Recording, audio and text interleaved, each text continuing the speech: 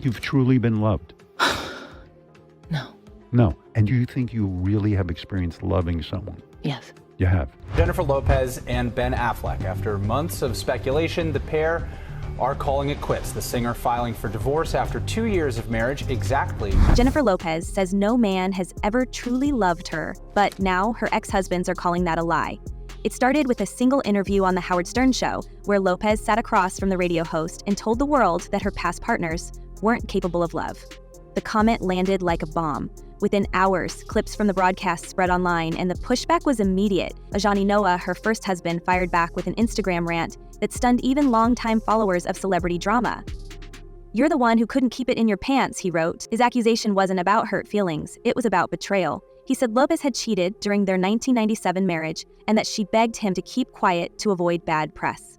Whether true or not, the words carry the force of a reckoning 25 years overdue. I learned it's not that I'm not lovable, it's that they're not capable. They can't love. They don't have it in them. They need to appreciate the little person inside of them. They have little need to to love give. them. Yeah. You've been in a relationship with And people. they gave me what they had. Right, but They it's not gave me enough. all of it. Every time. But it's this much. All the Little bit. rings, all the things I could ever want. Right. They tried to give me the houses, the rings, the marriage, all of it. But They didn't love you. they didn't. We can see how quickly the tone shifted. The woman who had built a global brand around love and resilience was now being accused of the very selfishness she often blamed others for.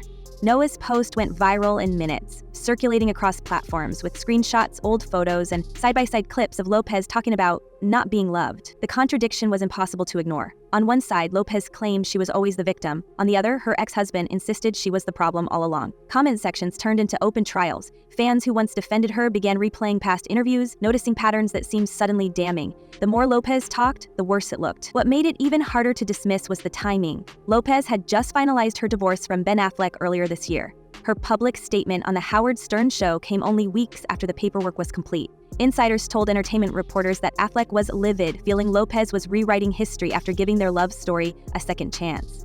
He gave her everything, one insider said, echoing what seemed to be a growing sentiment among her former partner. If Lopez had hoped to control the narrative, the effect was the opposite. Noah's words turned the spotlight back on her, and for the first time in years, she couldn't control how the story unfolded. I don't think he's very comfortable with me doing all of this, but he loves me, he knows I'm an artist, and he's gonna support me in every way he can. Things that are private, I always felt, are sacred and special because, in part, they're private. So this was something of an adjustment for me. It's worth remembering who Ajani Noah is in this saga. Back in 1996, Lopez was a rising star when she met Noah, a Cuban waiter at Gloria Estefan's restaurant. They married in February 1997, before she was a household name. Within 11 months, it was over. At the time, Lopez framed the split as inevitable.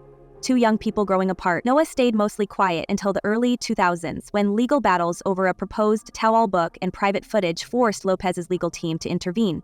She won those fights, but it left a lingering impression. She didn't just end relationships, she erased them. Now, decades later, the man she once silenced was speaking again, louder than ever, and the internet was listening. As soon as you hook up with a guy, Yeah. I don't know how a relationship could survive. It's difficult to be under that, microscope. Yeah. Does it seem like everything is doomed from the beginning? You know what I mean? No, I don't feel that. I feel that I live my life very out loud, even though I was in the public eye. And I wanted to share my life with someone. In his posts, Noah didn't just accuse Lopez of infidelity, he painted a picture of manipulation. He claimed she begged him to keep their problems private, to protect her image. "You cared more about your career than our marriage," he wrote. He insisted he had been faithful, loyal, and supportive, that he had moved to help her, only to be abandoned once fame called. The language was raw, the tone furious. He ended his message with a line that defined the week's scandal. "You should be embarrassed, ashamed of yourself." It wasn't elegant, but it resonated. Within hours, entertainment outlets from Los Angeles to London were quoting it. While Lopez stayed silent, the ripple effect was immediate. Old interviews resurfaced, including a 1998 Movie Line piece where she described Noah as insecure and unable to handle her success.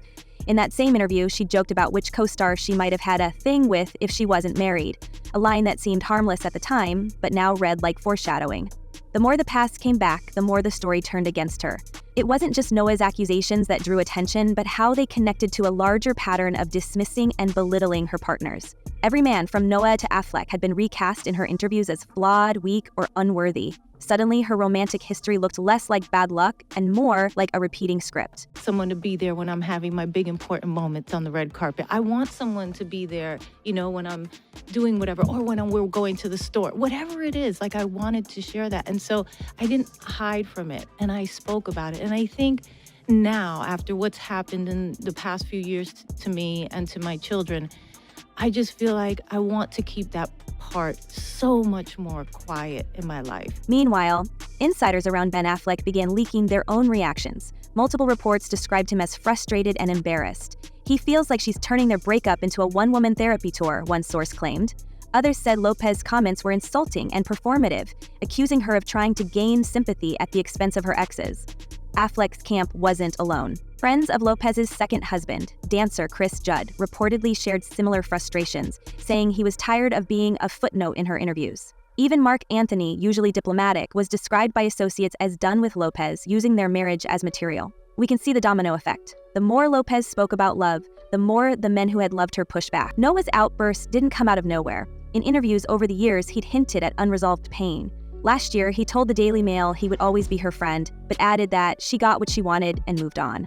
He described himself as heartbroken and said Lopez's team had made him the bad guy to protect her brand. That statement went largely unnoticed at the time, but after her Howard Stern appearance, it resurfaced like evidence in a reopened case. This time, he dropped the polite tone and went all in. He accused her of lies, cheating, and emotional manipulation. He said he left because he couldn't deal with the constant lying.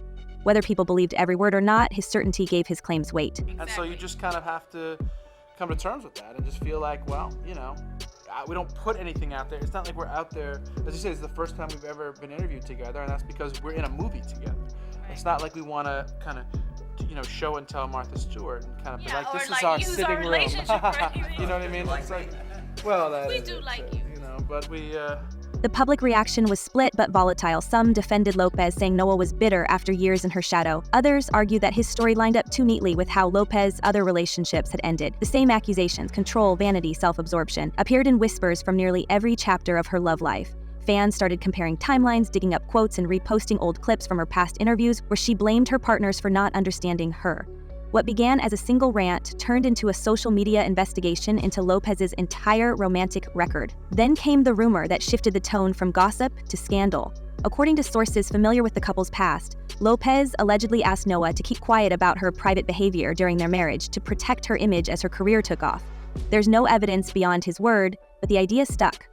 It echoed her reputation for managing every detail of her public narrative, from her PR teams to the carefully curated documentaries about her love life. Whether fair or not, the rumor fed the growing perception that Lopez's biggest love story has always been with herself. We can't ignore the irony. Lopez built her empire on the image of the unstoppable romantic, the woman who believed in love no matter how many times it failed her. But her own words and her ex's reactions were now telling a very different story. When she told Howard Stern that none of her husbands had been capable of real love, she may have thought she was being honest. Instead, she sounded like she was declaring herself the only innocent one. In the days that followed, even her fans began to question her sincerity. Has she been unlucky, or has she been rewriting history one heartbreak at a time? It's really a beautiful script about love. In the middle of this, of filming this elaborate, beautiful musical, your divorce is also finalized with Ben. And there you go. Well, but look at this guy. By midweek, the backlash had grown beyond Eugenie Noah. Gossip shows ran side-by-side comparisons of Lopez's statements from different years. Her claim that she was never loved versus her earlier comments about each man being the one. Commentators called it revisionist romance. Analysts in entertainment media pointed out how Lopez's image has always depended on being desired, admired, and envied. When that narrative breaks, the whole brand shakes. Her latest interviews seemed to crack it wide open. Meanwhile, former associates in the industry added fuel to the story. One described Lopez as incapable of loving anyone but herself, a quote that spread across tabloid headlines. Another said she knew it would sting when she made those comments, but that she didn't care. The line that followed summed it up. J.Lo's not in the business of protecting feelings anymore. That phrasing, cold, unapologetic, became the new shorthand for her public persona. Whatever compassion fans once had began to fade into curiosity mixed with contempt. Imagine, you think, oh, like this is gonna solve everything. Right. And it doesn't. It gives them a whole different set of issues that they have to work out. And, you know, it's just about, I just think that life is kind of beautiful that way, and that it balances out for everybody. And everybody has their struggles, and everybody has their journey to walk. And you think it's gonna be one thing, and it's another thing, and it has twists and turns. And all you can do is like love each other through it. The online debates grew more pointed. People recalled how Lopez had once taken legal action to stop Noah from releasing a book about their marriage and an alleged honeymoon tape. Critics said that even back then, her instinct was to suppress unflattering stories rather than confront them. To her supporters, that was self-protection. To her detractors, it was control. And now, decades later, as her first husband publicly accused her of infidelity, those old lawsuits seemed less like isolated incidents and more like a pattern of silencing anyone who challenged her version of events. We can track how her empire began to feel shaky. Just as Noah's accusations spread, Lopez was already facing criticism for weak ticket sales and lackluster reviews of her latest projects. It was as if her personal and professional worlds were collapsing at once. What was once seen as overexposure now looked like unraveling. Every new headline had Lo disciplining her eventually. Affleck livid at J.Lo comments, former friends say she can't love anyone but herself, pulled her brand further from its polished image. And one thing I can say about Jennifer Lopez is, if nothing, she's consistent. This is who Jennifer is. And I feel like she stands in the woman that's a hopeless romantic, that loves to share her love. I feel like this is who she is, and asking her to change is... But love is also different the second time around, don't you think? I would think, but not her. The strange part is how public silence can sound louder than words. Lopez hasn't directly addressed Noah's accusations. Her team hasn't offered a formal denial. The absence of a response left a vacuum that others quickly filled. Reporters brought up old feuds with Madonna and Mariah Carey, past controversies over performances in politically sensitive countries, and the decades-long whisper that Lopez's need for control alienates everyone around her. One story even resurfaced an account of her allegedly cutting dancers from an audition based on their astrological signs, a detail that, true or not, perfectly fit the narrative of ego and micromanagement. In less than a week, what began as a messy post-divorce confession had evolved into a cultural autopsy of Jennifer Lopez's relationships, career, and identity. Every ex-partner's silence or comment added a layer to the drama. Even her former fiancé, Alex Rodriguez, who had his own scandalous past, was reportedly telling friends he was staying out of it. A phrase that sounded more like self-preservation than neutrality. The pattern was clear. Everyone who had once been close to Lopez now wanted distance. By the end of that week, Lopez wasn't just defending her love life, she was defending her legacy. The internet had turned her romantic history into a timeline of contradictions, and Ojani Noah's furious words were the spark that reignited every old controversy she'd worked so hard to bury. Fans who once cheered her return to Affleck were now dissecting her every move, wondering if the woman who'd spent decades chasing the perfect love story had finally exposed the truth that no one wanted to say out loud. And I was going from movies to music to movies to music to movies to music to touring to promo to this to that. It was just relentless. And I didn't get a hold of that until I had a breakdown. How bad was the breakdown? I was doing the movie enough. I'm in the trailer. I'm walking to the set. Every time I'm walking to the set, my heart starts beating fast. My heart starts beating fast. All of a sudden, I sit down and I can't see. The fallout didn't stop with one rant. It spread like wildfire. Within days, old interviews began resurfacing, painting a very different picture of Jennifer Lopez than the one she's tried to sell for decades. In one, from 1998, she called Ojani Noah insecure and implied he couldn't handle her success. Those words, harmless then, now sound like a preview of every breakup that followed. As clips circulated online, even fans began to connect the dots. Every time a relationship ended, Lopez framed herself as the strong survivor, while the man became a punchline. And now, her own words were haunting her. We heard the same pattern from sources close to Ben Affleck, who said he felt humiliated by Lopez's public comments. He gave her everything, one insider told an LLAT outlet, and she turned it into material. It wasn't just Affleck. Those who once stood by her, Chris Judd, Mark Anthony, have all, in one way or another, been recast as emotionally weak or disposable. Each story ends the same way: Lopez untouched, spotless, and ready for her next reinvention. The more we looked back, the more it started to feel less like bad luck and more like a carefully maintained myth. That heartbreak set both of us on a course to figuring ourselves out and to being better people. You think you've forgiven me all the way? Yeah, I think I've forgiven you all the way. I think I need to forgive myself some things. Then came the deeper claims from Noah's side. He alleged that during their short marriage, Lopez begged him to stay and keep quiet, worried that a scandal could derail her career just as it was taking off. And years later, when he tried to release a book and private footage, she allegedly used every legal tool she could to shut him down. For her, insiders say control isn't just preference, it's survival.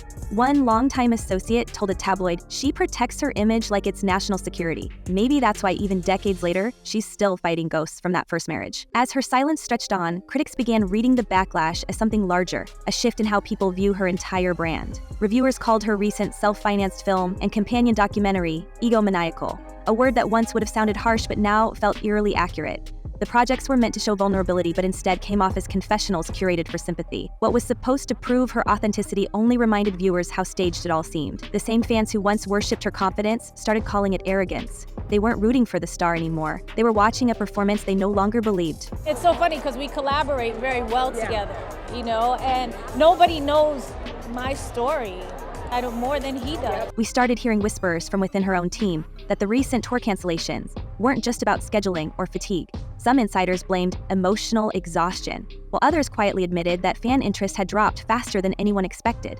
Social media turned cruel, flooded with jokes about karma, mirrors, and self-love. It wasn't just criticism, it was fatigue.